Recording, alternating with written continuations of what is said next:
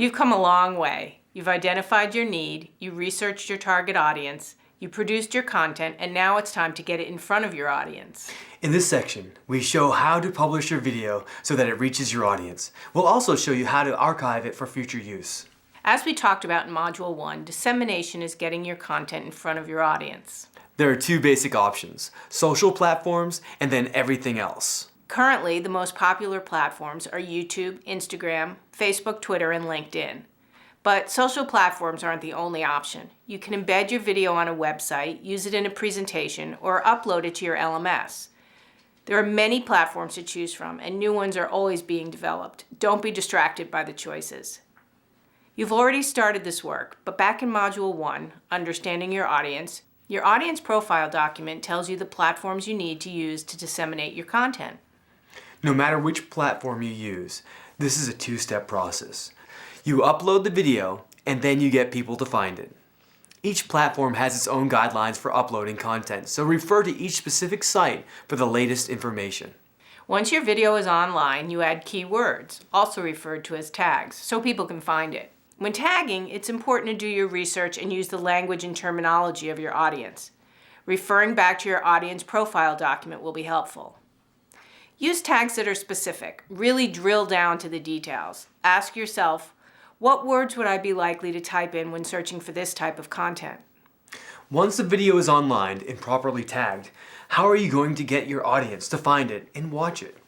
This can be accomplished manually in many ways, including embedding a video in your website, emailing links to your audience, and posting links on social media. In addition, people can subscribe to your social media feeds and automatically get updates as new videos are posted.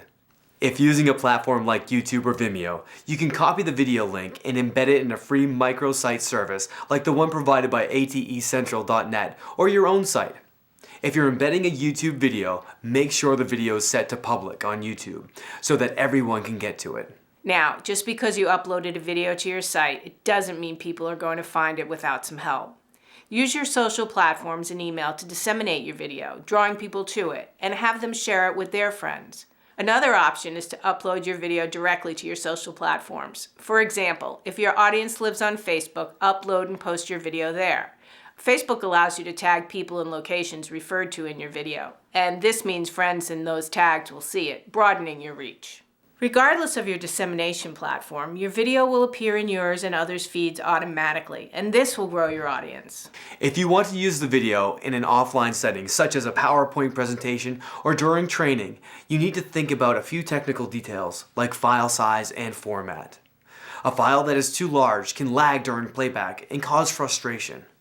Make sure you save your video on the computer you'll be using for your presentation.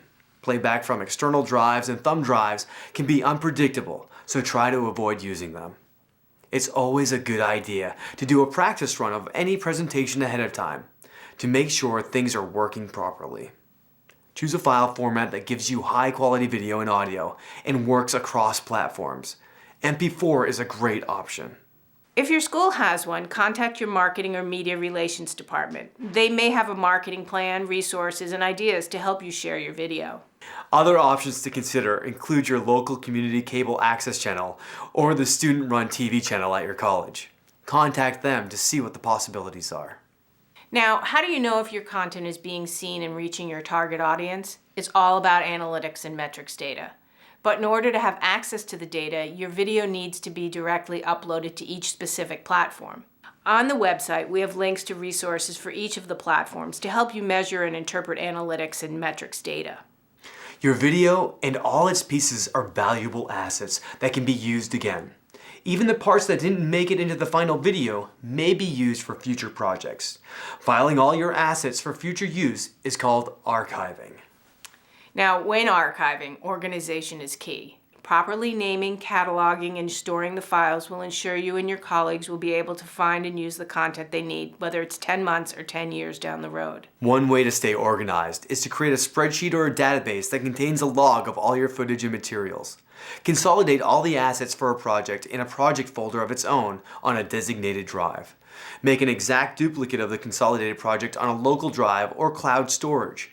Make sure people who could be using the content in the future have access to the log and the project content. If you are an ATE grantee, a resource you should tap into is the atecentral.net archive. This is a secure place to store deliverables of your grant long-term.